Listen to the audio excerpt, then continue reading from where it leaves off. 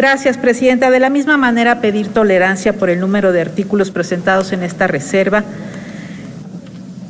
Compañeras y compañeros legisladores, el sistema de justicia penal que derivó de las reformas constitucionales de 2008 y entró en pleno vigor en 2016, se caracteriza por tener como pilar principal el principio pro persona, es decir, el respeto y la garantía irrestrictos a los derechos humanos. El artículo 20 constitucional señala que el proceso penal tiene como objeto el esclarecimiento de los hechos, proteger al inocente, garantizar la reparación del daño que en la especie son derechos de las víctimas. Es cierto que hay una gran deuda del Estado mexicano en consignar efectivamente a los culpables de los delitos, como se refleja en los enormes índices de impunidad. Pero en lo que toca a la reparación del daño a las víctimas, hay que decir que gracias a la expedición de la Ley General de Víctimas y a la entrada en funciones de la Comisión Ejecutiva de Atención a Víctimas, estas gradualmente empezaron a tener acceso a los derechos que les reconoce el artículo 20, sección C de la Constitución. Acceso sí con insuficiencias que, por cierto, se han profundizado en esta administración.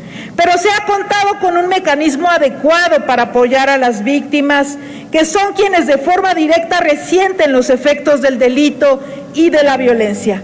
Legislación que, como ya se ha dicho, ha sido producto de la lucha de las víctimas.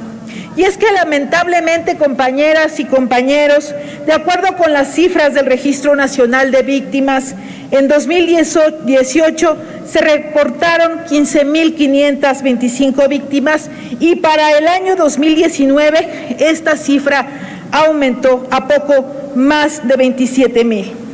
Las víctimas que hasta ahora han venido siendo atendidas a través del Fondo de Ayuda, Asistencia y Reparación Integral. Pero a diferencia de las mentiras que se han vertido en esta tribuna por el partido de la mayoría, las erogaciones relacionadas con las víctimas no son un lujo ni beneficios para aviadores.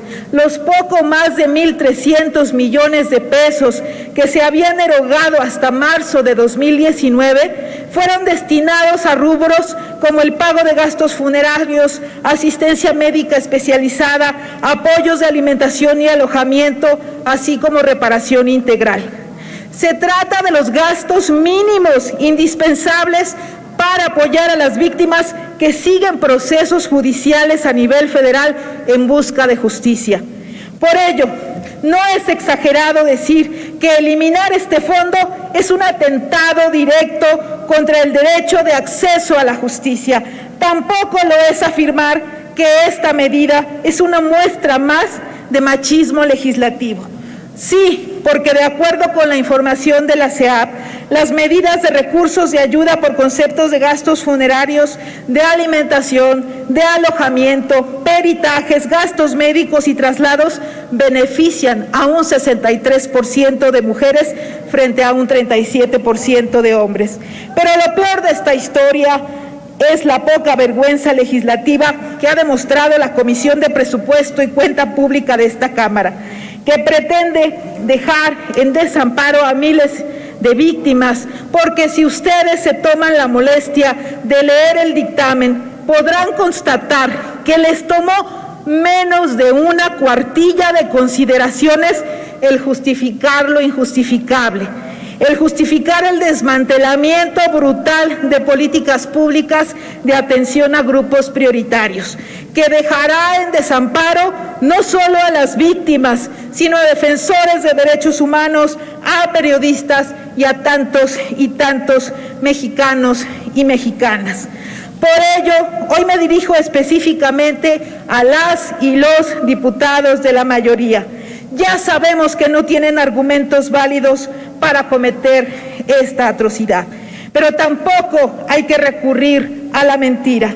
Están a tiempo de rectificar y salvar este fondo que protege a las víctimas. No nos hagan confirmar con sus votos en contra de esta reserva que para ustedes las víctimas solo fueron una bandera política para llegar al poder. Es cuanto, Presidenta. Gracias, diputada Ortega Martínez.